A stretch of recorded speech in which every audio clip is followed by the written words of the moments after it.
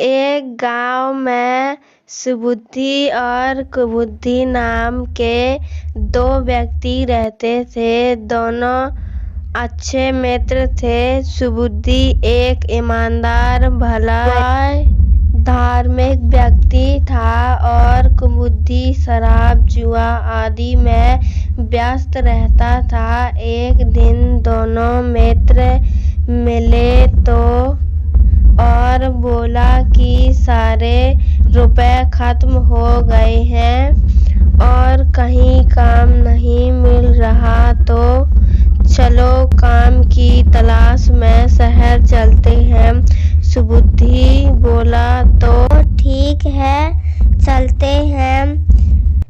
चलते और दोनों जंगल के रास्ते से चलने लगे। तभी उन दोनों को एक शहर दिखने लगा जहां उन्हें काम नहीं मिला। ऐसे घूमते घूमते उन दोनों ने 3 शहर घूमने के बाद भी काम नहीं मिला तो वो दोनों उदास होकर वापस ही लौटने लगे। तभी उनको एक सुनहरा जंगल दिखाई दिया और वो दोनों उस जंगल में एक गुफा के अंदर चले गए और उस गुफा में बहुत अंधेरा होने के कारण कुछ भी नहीं दिखाई दिया और वो दोनों बिना डरे गुफा में चले गए और कुछ ही देर में गुफा के अंदर बहुत तेज प्रकाश आ रहा था, जिसमें एक सोने के सिक्के से भरा एक घड़ा दिखाई दिया और वो दोनों उस घड़े को देखने लगे।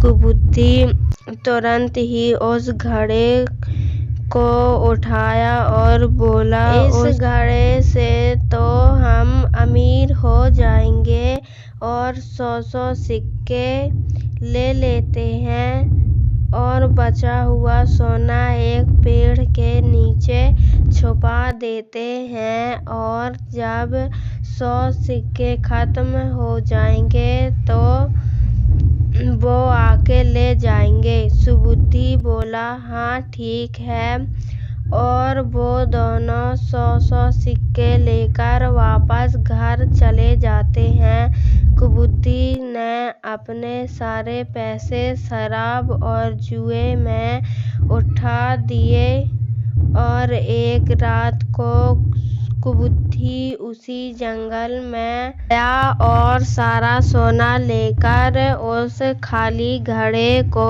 वहीं पर छुपा दिया और सारा सोना ले आया।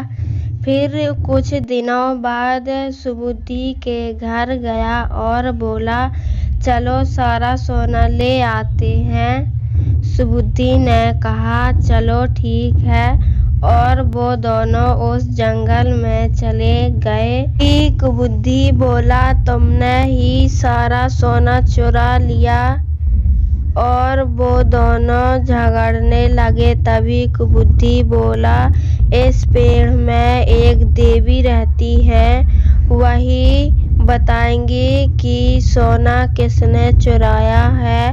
तो सुबुद्धि बोला, हाँ ठीक है।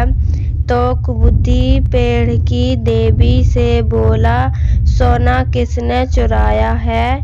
देवी बोली, सोना सुबुद्धि ने चुराया है।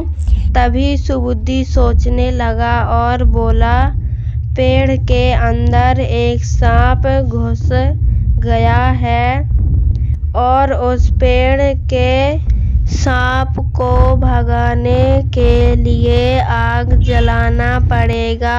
और वहीं पेड़ के नीचे आग जलाई तो कुबुद्धि के पिता खांसते हुए बाहर निकले तो सुबुद्धि के सामने आ गए। तभी सुबुद्धि समझ गया सोना कुबुद्धि ने ही चुराया है और कुबुद्धि बहुत शर्मिंदा हुआ और बोला, मैंने ही सारा सोना चुराया है। सुबुद्धि बोला, सोना आपस में बांट कर अपना अपना सोना लेकर चले जाते हैं।